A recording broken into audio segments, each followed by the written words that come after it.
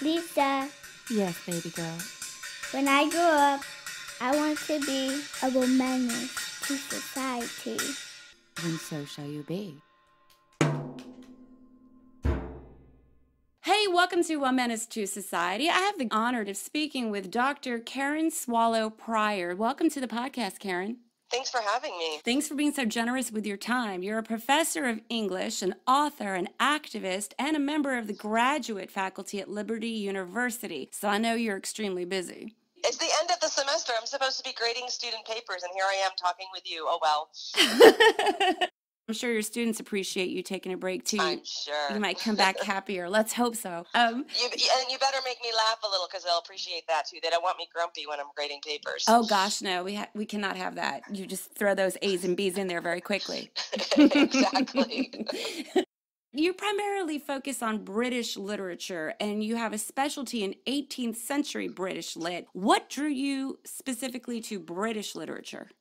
Well, sometimes those are hard questions to answer, like why, what attracted us to something and how our life took shape. But I think I made that decision even as an undergraduate in college. I was drawn more to the history and richness of British literature. I actually had the answer best formulated one time when I was visiting with my young teenage niece, and she'd been asking me the same question, like, why do you like British literature better than American literature? And I kind of explained it to her however I explained it to her. And then we were visiting this kind of hokey little rural museum of transportation with all these different vehicles in it, and we came upon a display that had side by side this rickety old wooden covered wagon, and next to it a beautiful gold enameled painted floral delicate horse-drawn carriage from England. And my cousin looked at that display and she said, that's the difference between American literature and British literature, isn't it? And I said, yes, that's exactly it. Give me that richness and that beauty anytime. So is it the ornamentation of the language, or is it the romance that draws you to 18th century? Well, the 18th century actually is not very romantic. It's much more Baroque and satirical and witty and complicated. You have to go into like the 19th century to get the romance. I just think that it's, America comes from England, right? And so I think that we can't even really begin to understand American history and literature without studying British literature and history. And it just has thousands of years more in its history and its tradition. And the modern age that we live in now was really birthed in the Enlightenment and in England and its Industrial Revolution and the Victorian age. So I think who we are today, even as 21st century Americans, can be found most directly in 18th century England. So it's like a jump off.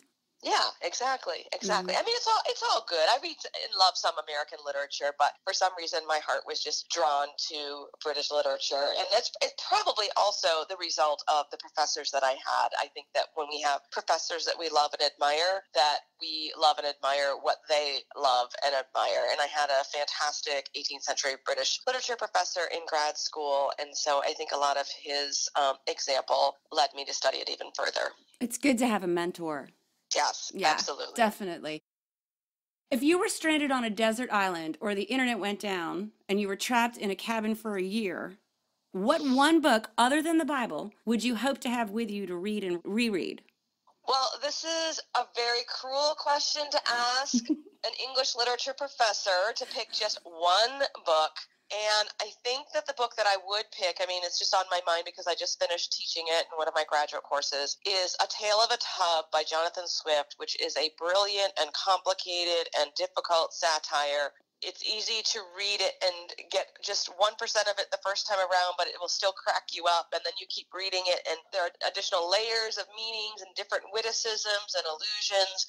And I think it's something that could just keep me rereading it for a long time to come. So the one book you definitely want is Tale of the Tub, which seems similar to the Bible, that you can keep rereading it and finding different things that you love about it, different things that crack you up. Very sharp of you. It is very like the Bible that way. How do your students like that book? It was a little tough. Sustained, attentive reading that requires a lot of focus and attention is harder because even I see my own attention span being, fragmented and Right. shortened. We all know why. But also, this is an age that is not as appreciative of satire as some other ages are. I think satire sort of goes in and out. And satire is kind of harsh. It can seem mean. Snarky. And it also depends upon, sort of agreed upon standards that are deviated from. And so I think this is a generation of students that kind of struggles with satire. They're more into earnestness and sincerity, but I'm trying to bring them around. So it was a good experience. I think I finally won them over. Excellent. You've taught Christian lit and women's lit. What are some books you might recommend to friends, not students, but friends who are interested in reading more on those subjects? Oh, wow. Again, such rich and many selections from within each of these. I mean, actually, within Christian lit, the main textbook that I use, I know it sounds crazy to suggest a textbook, but it's actually an introductory text to 2,000 years of Christian literature that just contains little snippets of major works from early church fathers to poets and essayists, and it's edited by a great theologian and apologist from Oxford named Alistair McGrath, and it's just called Christian Literature. I found it in the library. That's how I developed the course around this book, and it even has discussion questions. It's really helpful for anyone who's just kind of wants to be introduced to some of these really famous and important historical texts but doesn't know where to start. So it's like a Cliff's Notes? Like a Cliff's Notes sort of, kind of? Like an anthology?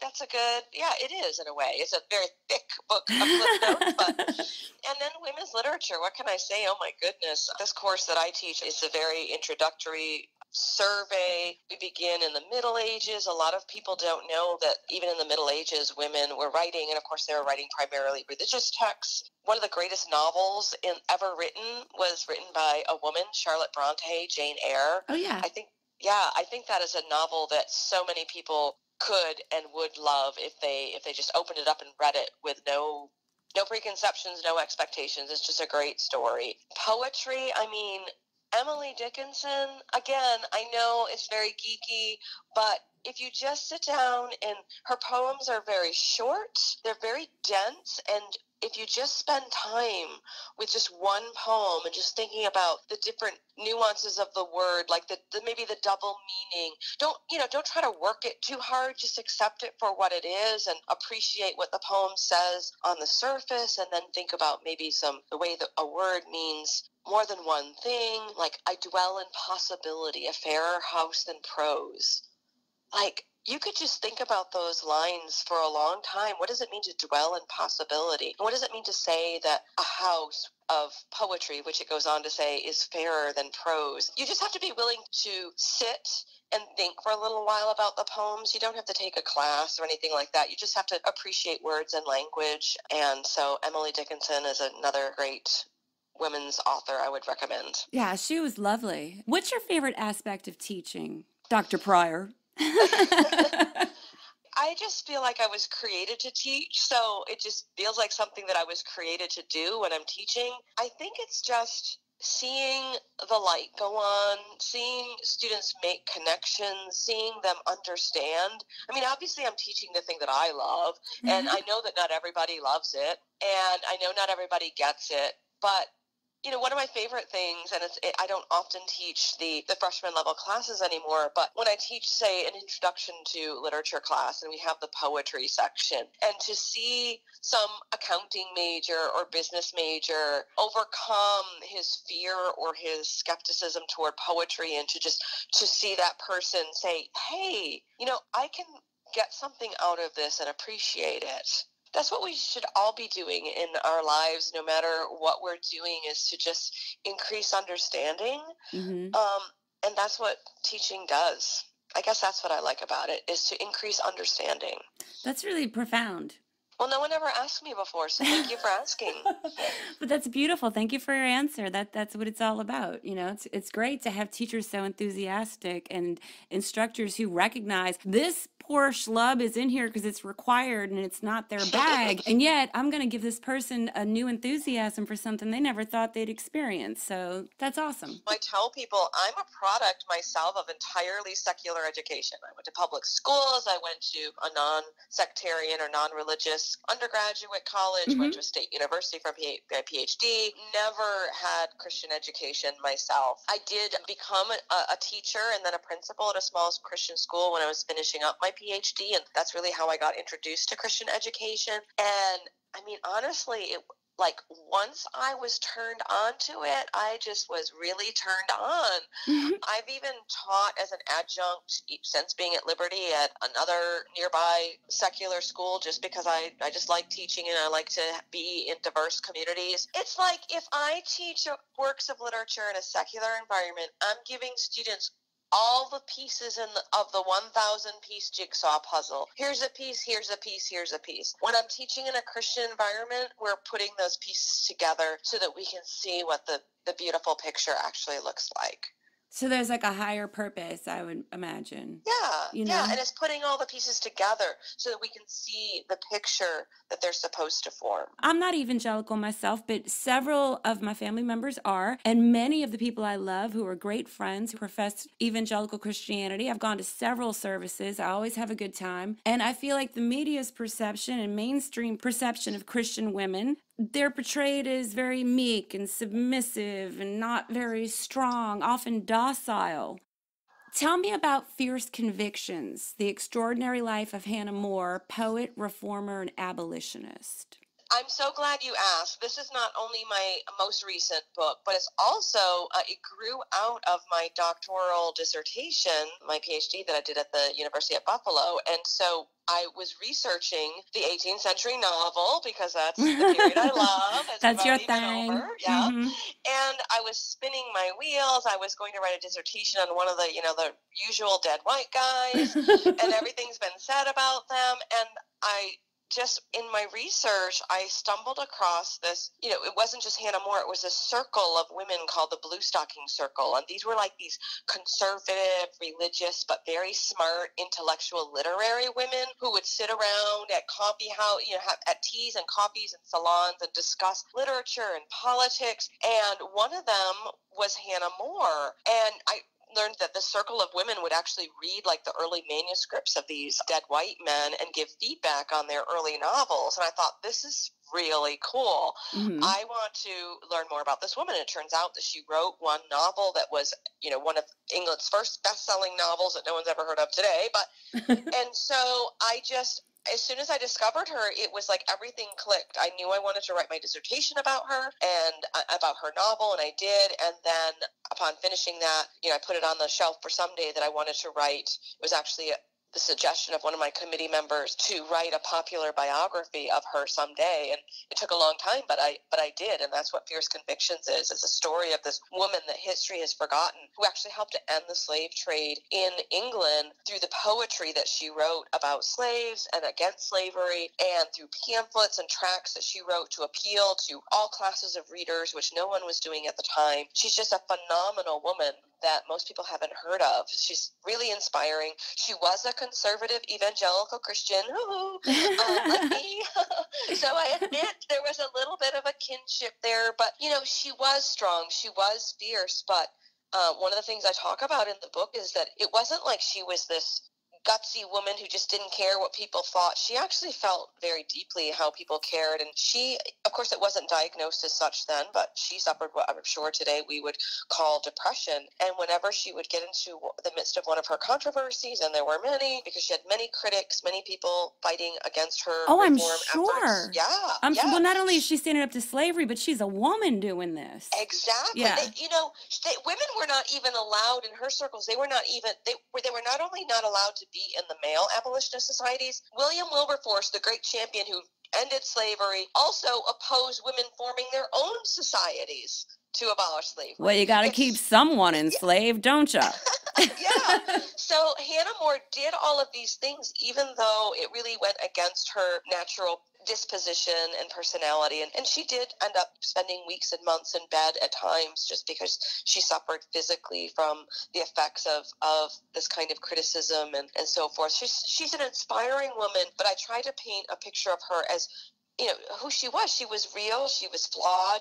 She wasn't perfect. And we need more role models like that. We don't need these women on the pedestal anymore because they're just not replicable. I can't be one of those, so I don't need that. I just need a more realistic woman who's flawed just like I am. Amen. It's Hey, huge. You sound evangelical to me. Like I said, I've been around a few small groups, my sister. That is important. It is important to recognize the women who came, and the men, of course, but those who came before who inspire us. For whatever reason, we feel drawn to what they accomplished. And it's good to know the backstory, too. Sometimes you need a few days in a fetal position, kind of processing what you've been through and asking for faith to carry on and continue. You have a literary and spiritual memoir as well, Booked, Literature in the Soul of Me. What inspired you to author that book? This was my first non-academic book, and it will always be like my favorite, my firstborn.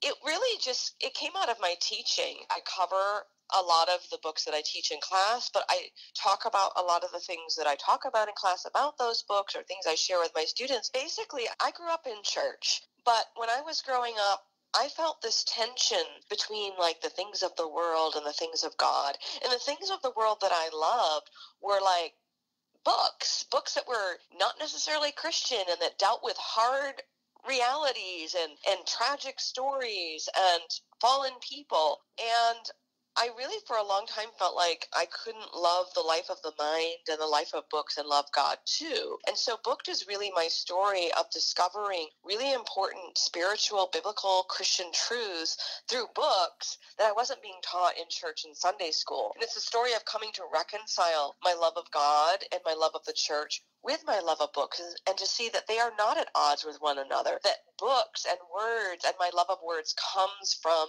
the author of the word, the person who is the word, and that's Jesus Christ. So this is not a conflict. This is just an integration, a complete integration of who God is, who he created me to be, and the many gifts that he gives us in this beautiful earth that he made, one of which is language and literature. We don't all have to love it, but that's kind of my goal.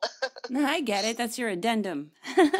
Yes. So my book is about that, but it focuses on the great works of literature, kind of told in chronology of how they either at the time or later in life helped me to make sense out of my childhood, my teenage angst, and then later marriage and God and all of those things. Mm-hmm. We're going to have this new book coming out. What can we expect from this newest creation of yours on Reading Well? Well, it's kind of like I'm returning a little bit to the pattern of Booked in studying different works of literature that I think have a lot to teach us. But since I already told the story of my life through books, and that's done. I only have one life. In this one, I focus on the classical virtues. Virtues are, this is a really hard time right now. We don't celebrate virtues really so much, right? Yeah, right. We could all benefit from understanding the classical virtues. So I talk about what the philosophers and church fathers have said about virtues like wisdom and prudence and courage and justice and humility and patience and love. And I examine what those virtues are traditionally and how we see them at work in different works of literature, from classical writers to modern writers, and how works of literature actually as aesthetic experiences can help cultivate virtue in us. I do cover some classics that I think people love, like The Great Gatsby and Huckleberry Finn and Flannery O'Connor, Pilgrim's Progress, some, again, works of literature that are old and new. The Road by Cormac McCarthy, which is one of my favorite books. It's so dark and depressing. I just love it. So hopefully that will attract, some readers or some listeners out there like those works of literature. And again, I'm kind of being a professor in the book, kind of teaching what these books have to say to us, but doing that through the lens of these classical virtues that, again, I think we've kind of forgotten, just like we forgot about Hannah More. Yeah, there's good things to keep in the forefront. Virtues, I would reckon, is one of those things we should Definitely put back in style. Definitely. We could do worse. You're a senior fellow with Liberty University's Center for Apologetics and Cultural Engagement. And you're also a member, because you are quite a leader, sister. You are a member of the Faith Advisory Council of the Humane Society of the United States. I don't know anything about those organizations. So what does that mean? What is Center for Apologetics and Cultural Engagement? Well, it's a center that actually does a lot of the kind of thing that we've been talking about here. Like, it takes the Christian faith and tries to integrate and show its application to the culture at large. So the writing that I do about literature would be an example of taking the Christian faith and applying it to works of literature, the kind of writing that I do in different publications about either about literature or about current social issues, which I do a lot of writing on that. Just, applying the Christian faith beyond the walls of the church, I guess. That's what the center does. And then totally apart from that, the Humane Society of the United States, most of us see those heartbreaking ads on television. The Humane Society of the United States is a lobbying organization that tries to advance protection for animals, domestic animals, farm animals, endangered Ex-husbands, exotic animals, ex-boyfriends. You know what? I don't think ex-wives. they don't care too much about them now. And so the Faith Advisory just, again, integrates those concerns within a religious framework. One thing that a lot of people don't know about the 18th century evangelicals like Hannah More and William Wilberforce is that when they were trying to abolish slavery, they were also advocating animal welfare. William Wilberforce was actually one of the founders of the first animal welfare organizations, the Royal Society for the Prevention of Cruelty to Animals. And a lot of evangelicals today, a lot of my people, they think that animal welfare is like this crazy leftist liberal progressive issue, when in fact it's a very conservative biblical issue that we need to reclaim. And that's what I'm doing on that council. Well, thank you for that. It's weird, isn't it, how certain things become left or right over time? There's things that we all, it's like, it's basic. Take care of the animals, take care of the children, take care of the elderly, help anybody that's fallen behind, and don't be uncompassionate. Preach it, sister. It's pretty basic, though, isn't it? It is basic. It is. We're just all so confused in these times. Yeah. I want to just bring clarity and understanding to these chaotic, confusing times. Yeah, there's a lot of labeling and finger pointing going on. I'm not a fan of all that stuff, but same here. We're getting through it, I saw, and that's why I'm so excited to speak with you. Thank you. I think you're doing remarkable work, and I don't want to say progressive because, again, I don't want it to be a left or a right issue, but I think you're doing remarkably healing and beneficial work. Thank you. Because that's what it's all about, healing each other and ourselves. And I saw a beautiful quote about you online from Russell Moore. Now, Russell Moore is the president of the Ethics and Religious Liberty Commission of the Southern Baptist Convention, and he said, "I wish we had 1,000 more Karen Swallow Priors in evangelicalism today. She models convictional kindness. She doesn't give any ground, but she also doesn't see people who disagree with her as the enemy." I mean, that's beautiful. That's kind of like being on path with Jesus, isn't it? That's what the whole Gospels are about, basically. I'm blushing now. I know it's like a podcast and you can't see me, but I'm blushing now. Well, that's quite something to have said of you. And that's why I wanted to talk with you about Dr. Paige Patterson, because to me, this petition that's going around is because the women who are leaders and congregants in evangelicalism and Southern Baptist churches are recognizing there's an issue here with some of the language being said during sermons. And Dr. Paige Patterson seems to have some tendencies that you ladies are addressing. Yeah, exactly. I mean, this is really hard for me because I'm a Southern Baptist. I've been Baptist most of my life and Southern Baptist for almost 2 decades. I have spent a lot of time calling out people that are part of my community, right? That's easy. It is harder to call out our own. And so this is calling out my own. And it is hard because another thing is we know that we have this new thing that's like lynch mob by social media. And it does some terrible damage. And so to take a petition like this public and have it go viral, I think it's gone viral in the past 24 hours. Yes, it has. Yes, where, we are lovingly but adamantly criticizing one of our own leaders. It's not easy to do, and I don't do it lightly, but I think it's really important, and I think it is time. And it's not just about one man. It's not just about this man who has objectified teenage girls. He has objectified women in seminary. He has objectified women in sermons, as you pointed out. But it's also about the systems and structures around him that have allowed him to do this for I don't know how many decades, and have not called him to account. And, that's a wrong that has been done against him as much as it is against our sisters, because we are supposed to correct one another in love, and that is what we're trying to do. And it's not easy to do, but it is the biblical and loving thing to do. Yeah, I read the open letter, and it is written with love. There's no animosity. There's no horrible judgments. There's no, we're going to get you, step down. But basically, the claim is that this gentleman has an unbiblical view of authority, womanhood, and sexuality. And, exactly. And that does need to be recognized, addressed, and called out for what it is, because half the congregants are women, and we are the creators of life, so our children are conceivably sitting with us in the pews hearing this too. And I saw the video clip of the sermon that was specifically called out, where Dr. Patterson, in my view, and I'll put the clip up, so people can see it if they haven't seen it, the video. When I saw it myself, the clip, and this is no disrespect to Dr. Patterson, I'm sure he's done amazingly great works for people over the years. He has.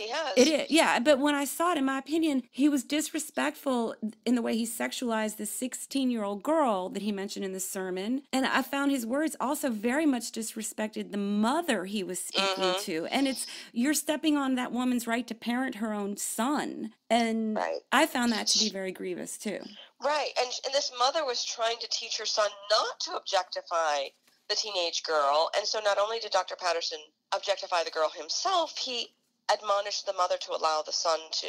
And this is not just if this were just an isolated incident, I mean, I am not someone quick to do this sort of thing. It is not an isolated incident. It's a pattern of objectifying women and sexualizing them, and it's just wrong. It does not glorify Christ. It has not filled up the church, and so as someone whose primary concerns are those very things, I think it's important to speak out. And apparently thousands of other women in the Southern Baptist Convention think so too. And I hope that this message, and pray that this message is received as the loving correction that it is supposed to be, not only for Dr. Patterson, but for all of the men who are supporting him, and the women. I suppose there are women also who are supporting him and have throughout the years. And I get that, hey, things were different, 50 years ago, even 5 years ago, men, right? even 5 years ago. Look at how far we've come with the Me Too and the Aid Too. And this isn't just happening in this church. This is not an attack on evangelicals or Southern Baptists or Christians. This is not just happening in these organizations. These media, Hollywood, the temples, I would reckon it. We all know what's going on in the Catholic Church. They have issues over there as well. But this isn't just a religious thing. Yeah.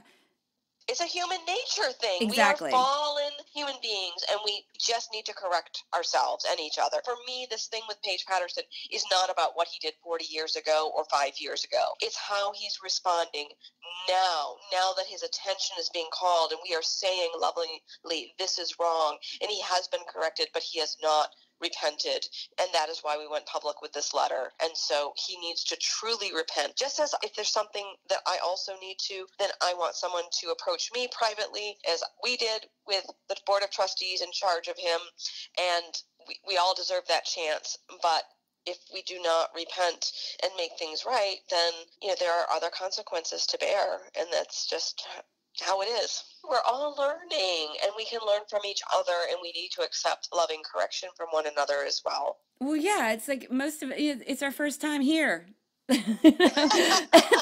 Everybody's new here. If you're a Christian, then you know it's your last time too.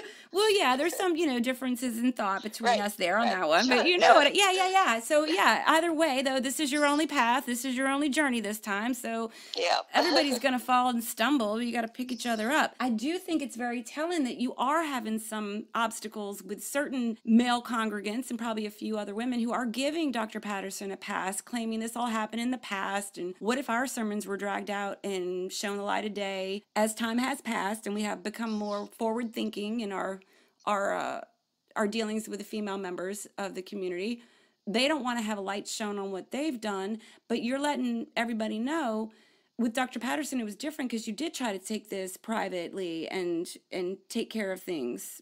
I think a mistake that some of the critics made is that they focused on that one thing that did happen a number of years ago, but this sermon that you were just talking about only happened a few years ago. Yeah. And again, I just want to emphasize, it's not about what was done in the past, whether it was decades ago or a few years ago. It's how people respond when confronted with the reality of, hey, this came across the wrong way, or this, you shouldn't have said this. I'm sure I have things that I could have said and done better, and I've had to correct things that I've written before and Not clarify. Me. I never have to do that, Dr. Pryor. That doesn't happen to me. Anyway. But so it's really how we respond in the present when confronted by people who say, your words have misdirected and wounded people. How do we respond to that? Mm-hmm. That's the issue now. It's a huge issue because you want to feel welcome when you're sitting there, and you don't want to feel like you're watching somebody who's saying lecherous things about a young girl or a mom. Yeah, if there isn't repentance, then it just appears that the fact is that this is how some people do view women, and time's up. That's not acceptable in the church anymore. Yeah, I like or that. In the world. I'm a big fan of no more of this stuff. So I like that very, very much. I know that, and this is Beth Moore's words here. I don't know if you know Beth Moore personally. I read the article in Christianity Today, preparing to speak with you. And I wrote about Beth Moore and her own viral open letter posted last week. And I just want to grab one quote out of that. She asked that male leaders have an increased awareness of some of the skewed attitudes many of your sisters encounter, and they would simply have no tolerance for misogyny and dismissiveness toward women in your spheres of influence. And that's what it's all about, isn't it? Just recognizing that, it's not very Jesus-like to flow these traits, Right, and I think that legitimately some men, this has been a blind spot for them. We all have we had slavery because we had a moral blind spot, right? I mean, there are evil, wicked people in the world. There always will be. But I think the majority who prop up the evil just have these moral blind spots. We are products of our culture, and it's hard to see beyond it. And so now is the time to recognize that within the church and in the culture, even in Hollywood, there has been this blind spot. How we deal with it now is what matters. Exactly, because we can't do anything about what happened before, but now we can fix where we are now and move forward together. You do some work with Gospel Coalition, from what I can see on the website. Gospel Coalition affiliated Pastor Tabiti Anywabi published an apology to Beth Moore and my sisters, which I would think especially includes you, and asking for their forgiveness for having picked up the attitude, the patronizing and chauvinistic attitude of some professing complementarians. He acknowledged scoffing at and being suspicious of women in ministry and encouraging others to do the same, passing on a sinful attitude rooted in the very misogyny and chauvinism you describe in your post. It's an exemplary letter. Isn't it? It's beautiful. It is beautiful. And that is what true repentance looks like. Right? An acknowledgement of oopsie. Yeah, and let's exactly. Go. I think that's beautiful. So I think you've inspired at least one person who is a leader in your organization to reevaluate his prior attitudes. Well, it's all about understanding, right? Mm-hmm. Where do you think the future of female evangelicalism is going? Well, I think evangelicalism itself is, if it has a future, it's a future that has to take better into account the role of women, the role of minorities, the role of immigrants. This is not the evangelicalism of the dead white men. And I love dead white men. They're my favorite people in the world. But, their, influence and their leadership has been flawed, just as anyone's would be. And and hopefully there will be a time of correction by these other voices and perspectives that can still remain biblically faithful and doctrinally pure, which is my desire.